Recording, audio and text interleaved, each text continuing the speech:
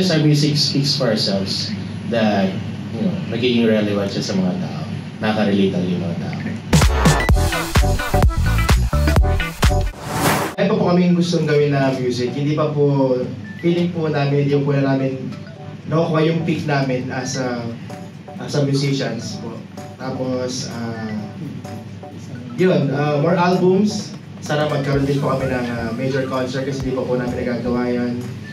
At vinyl, sana mapag-release po kami ng vinyl under Universal po. Yung mga lumang album at sa mga future albums po na gagawin namin. Tapos, yun,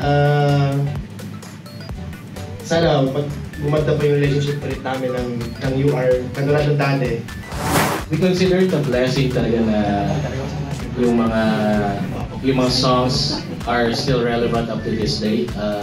Like yung 14 nga, since ginamit nila ComTV dun sa isang vlog, we never imagined na when we were jamming that song 20 years ago. Actually, yun ang first song na ginamit ni... Kasi high school ko pa nagawa. With Sarky. That's the first song that we jammed, that's Silent Sanctuary with Sarky. So, nakakagulat lang na we didn't know na after 20 years, magiging hit or relevant pala siya sa panahon ngayon. And pinapag-usapan din namin sa mga gigs namin na it feels like may bago kaming hit single pagka tumutugtog kami sa mga gigs kasi inaabangan talaga ng mga kabataan yung kanta. Pag tatanong ni Sarky minsan, ano gusto niyo marinig?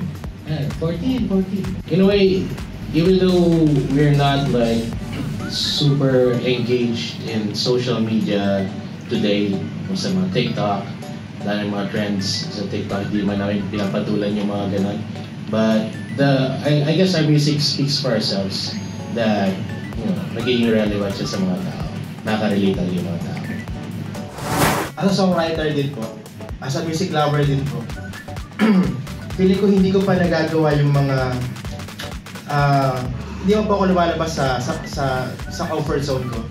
Parang gusto ko po sanang tinatry ko na gawin yung mga ibang genre ng music na pwedeng incorporate sa sound ng Silent Sanctuary. Parang ganyan. Tapos, yung peak po kasi hindi ko talaga na-achieve yung pinaka na masasabi ko, ay, okay na, nagawa ko na lahat. So, sa mga simpleng bagay na kunyari pag sa mga chords na mga kakaibang chords na paano mo siya yung kasi para pag sinabi pong jazz hindi po siya sellable sa atin po sa atin na po siguro sa Pilipinas. Paano po siya i-incorporate yung mga jazz chords o yung mga mahihirap na tipa na maging pop music. Yun po yung gusto namin sanang i-achieve na parang hindi magugulat yung mga listeners na uy, iba na ang Silent Sanctuary. Pero hindi nila alam, parang hindi komplikado na paunti-unti yung mga korde.